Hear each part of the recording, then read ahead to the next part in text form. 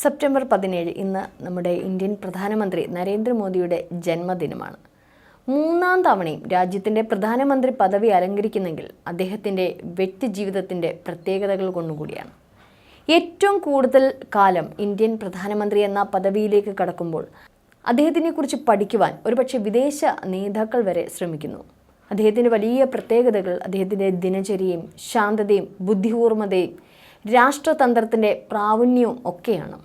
നേതാക്കൾ കോടികളുടെ സ്വത്തുക്കളും മറ്റും പദവിയിലിരുന്ന് വാരിക്കൂട്ടുമ്പോൾ നമ്മുടെ പ്രധാനമന്ത്രിയുടെ ആസ്തിയെക്കുറിച്ച് പലപ്പോഴും ചർച്ചകളൊക്കെ ഉയരാറുണ്ട്. നിലവിൽ 3 കോടിയിലധികം രൂപയുടെ ആസ്തിയാണ് അദ്ദേഹത്തിന് ഉള്ളത്. അദ്ദേഹത്തിൻ്റെ വരുമാന മാർഗം ശമ്പളവും പിന്നെ ബാങ്ക് ഡെപ്പോസിറ്റ് തുകയുടെ പലിശയും ഒക്കെയാണ്. ഒരു തരത്തിലുള്ള കടബാധ്യതയും നമ്മുടെ പ്രധാനമന്ത്രിക്ക് ഇല്ല അത്രേ. 2014 മെയ് മുതൽ നമ്മുടെ രാജ്യത്തിൻ്റെ പ്രധാനമന്ത്രിയാണ് അദ്ദേഹം.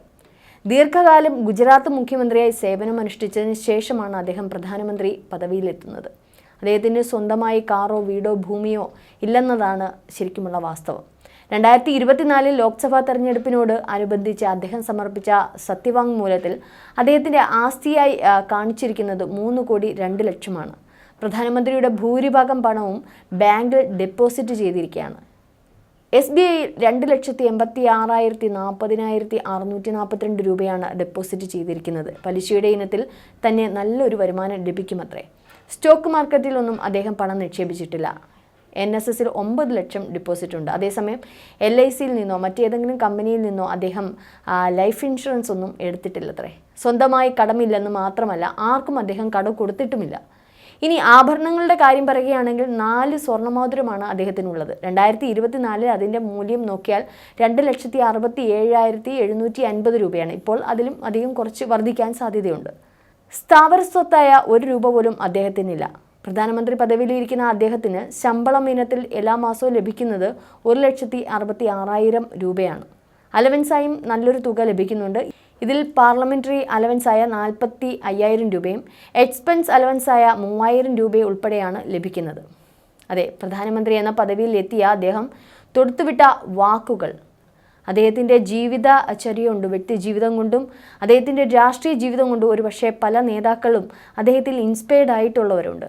വ്യക്തിജീവിതം വളരെ വ്യത്യസ്തമായിട്ടുള്ള ഒരു ജീവിത ശൈലി തന്നെയാണ് അദ്ദേഹം തിരഞ്ഞെടുക്കുന്നത്. എപ്പോഴും അദ്ദേഹത്തിൻ്റെ ആസ്തി നോക്കുമ്പോൾ ഒരുപക്ഷെ കോടാനുകോടി ആസ്തികൾ സമ്പാദിക്കാൻ പറ്റുന്ന നമ്മുടെ ഇന്ത്യൻ പ്രധാനമന്ത്രി, 3ാം തവണയും ഇന്ത്യയുടെ പ്രധാനമന്ത്രിയായ അദ്ദേഹം ഒരുപക്ഷെ ഇത്രയേ ഉള്ളൂ സമ്പാദിച്ചത് എന്ന് കേൾക്കുമ്പോൾ അദ്ദേഹത്തിൻ്റെ വ്യക്തിജീവിതവും രാഷ്ട്രീയ ജീവിതവും അവിടെ വ്യക്തമാണ്. രാഷ്ട്രത്തിന് വേണ്ടി സമർപ്പിച്ച ഒരു വ്യക്തി, ഒരു നേതാവ് എന്നതിൽ അധികം അദ്ദേഹത്തിന് ഒരുപക്ഷെ സ്വത്തുക്കളോട് അധികം താല്പര്യമില്ലാത്ത, സമ്പാദ്യത്തിനോട് അധികം താല്പര്യമില്ലാത്ത, രാഷ്ട്രീയത്തിന് വേണ്ടി സ്വയം സമർപ്പിച്ച ഒരു നേതാവ്. സബ്കാ സാത്ത്, സബ്കാ വികാസ്, സബ്കാ വിശ്വാസ്, എല്ലാവർക്കുമൊപ്പം എല്ലാവരുടെയും വികസനം, എല്ലാവരുടെയും വിശ്വാസം എന്ന മുദ്രാവാക്യം അത് അദ്ദേഹത്തിൻ്റേത് മാത്രമാണ്. ഓരോ വ്യക്തികളിലേക്കും ഇറങ്ങിച്ചെല്ലുക മാത്രമല്ല, സാധ്യമാക്കുകയും ചെയ്തു എന്ന് തന്നെ നമുക്ക് പറയേണ്ടിയിരിക്കുന്നു.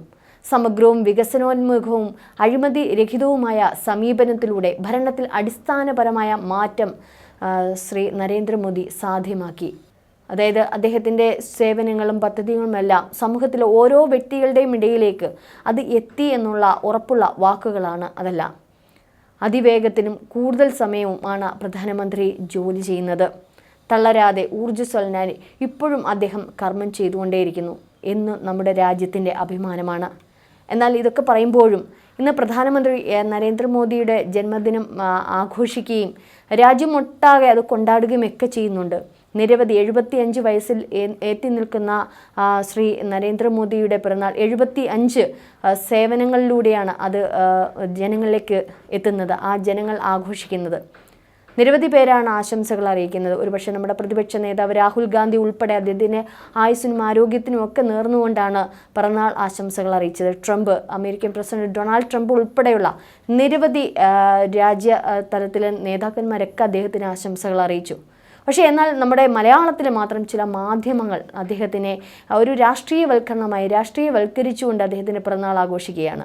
ഒരുപക്ഷെ ഒരു വ്യക്തിയുടെ പിറന്നാൾ നമ്മളൊരു ആശംസ അറിയിക്കുന്നതിന് പകരം അവിടെ ഒരു രാഷ്ട്രീയമായിട്ടുള്ള പരാമർശം നടത്തിക്കൊണ്ട്, രാഷ്ട്രീയപരമായിട്ടുള്ള ഒരു യുദ്ധം നടത്തിക്കൊണ്ടാണ് ആശംസകൾ അറിയിക്കുന്നത്. പ്രധാനമന്ത്രി നരേന്ദ്രമോദിയുടെ പിറന്നാൾ ദിനത്തിൽ മോദി അറ്റ് 75 എന്നൊരു പരിപാടി മാതൃഭൂമി ന്യൂസ് ചെയ്തിരുന്നു. ഏതായാലും ആ ഒരു പിറന്നാൾ ആശംസയല്ല അവിടെ നടന്നത്, രാഷ്ട്രീയ വിമർശനം മാത്രമാണ് അതിൽ നടന്നത് എന്നുള്ളതാണ് അതിശയിപ്പിക്കുന്നത്. മോദിയുടെ ജനപ്രീതി കുറഞ്ഞു, വിലക്കയറ്റമുണ്ടായി, അസമത്വം കൂടി, ജീവിത നിലവാരം താണു, പട്ടിണി സൂചികയിലും സന്തോഷ സൂചികയിലുമൊക്കെ മാധ്യമ സ്വാതന്ത്ര്യ സൂചികയിലും പിന്നിലായി, ഭരണഘടനാ സ്ഥാപനങ്ങൾ ദുർബലമായി, പഠാൻകോട്ട് മുതൽ പഹൽഗാം വരെയുള്ള ഭീകരാക്രമണങ്ങളുണ്ടായി, വർഗീയ കലാപങ്ങളുണ്ടായി എന്നിങ്ങനെ കുറ്റങ്ങൾ മാത്രമാണ് ഒരുപക്ഷെ ആ ഒരു പരിപാടിയിൽ പറയാൻ അവർക്ക് സാധിച്ചത്. എല്ലാ പ്രാധാന്യമുള്ള വിഷയങ്ങൾ തന്നെയാണ്, പക്ഷേ ഒരു സർക്കാരിൻ്റെ വാർഷികത്തിലോ അല്ലെങ്കിൽ മറ്റേതെങ്കിലും സാഹചര്യത്തിലോ ഒക്കെ ഉന്നയിക്കാൻ പറ്റുന്ന നല്ലൊരു വിമർശനങ്ങൾ തന്നെയായിരുന്നു എന്നാണ് ചാനൽ ചർച്ചകളിലൊക്കെ ഒരുപക്ഷെ പ്രശസ്തനായിട്ടുള്ള ശ്രീജിത്ത് പണിക്കർ പറഞ്ഞത്. എന്നാൽ ഒരു വ്യക്തിയുടെ പിറന്നാൾ ദിനത്തിൽ അത് പറഞ്ഞാൽ എത്ര അനൗചിത്യമായിരിക്കുമെന്നും അദ്ദേഹം പറയുന്നുണ്ട്. ശരിയാണ്, അദ്ദേഹം പറഞ്ഞതിനോട് ഞാൻ യോജിക്കുന്നു. ഒരു വ്യക്തിയുടെ പിറന്നാൾ ദിനത്തിലല്ല ഇത്തരത്തിലുള്ള രാഷ്ട്രീയ പരാമർശങ്ങൾ നടത്തുന്നത്.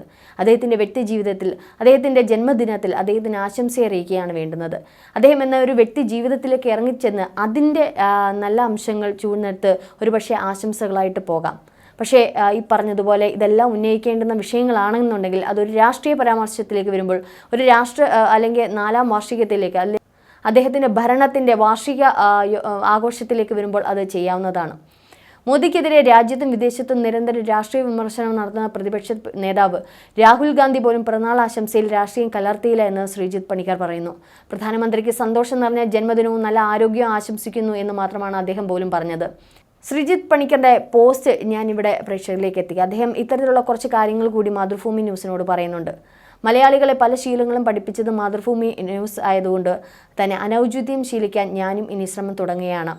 ആദ്യ ചുവടായി മാതൃഭൂമി മുതലാളി ബഹുമാനിപ്പെട്ട ബഹു ചേർത്തുകൊണ്ട് ശ്രേയാംസ് കുമാറിന് അടുത്ത പിറന്നാളിനുള്ള ആശംസ ഞാൻ തയ്യാറാക്കുകയാണ്. ശ്രേയാംസ് കുമാറിന് പിറന്നാൾ ആശംസകൾ.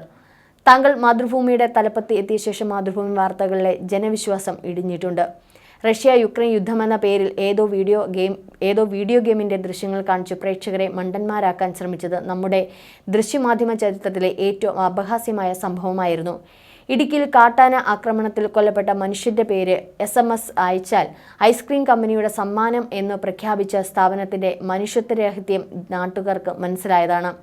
സ്റ്റീവ് ജോബ്സിന്റെ ഭാര്യയ്ക്ക് അലർജി ഉണ്ടായപ്പോൾ കുംഭമേളയിലെ പ്രതീക്ഷയ്ക്കപ്പുറമുള്ള തിരക്ക് കാരണം അവർ കുഴഞ്ഞു വീണെന്ന് വാർത്ത കൊടുത്തിട്ട് മുഖ്യവർക്ക് എന്ത് കുംഭമേള, എന്ത് സ്റ്റീവ് ജോബ്സ്, എന്തിൻ്റെ ധാർമ്മികത?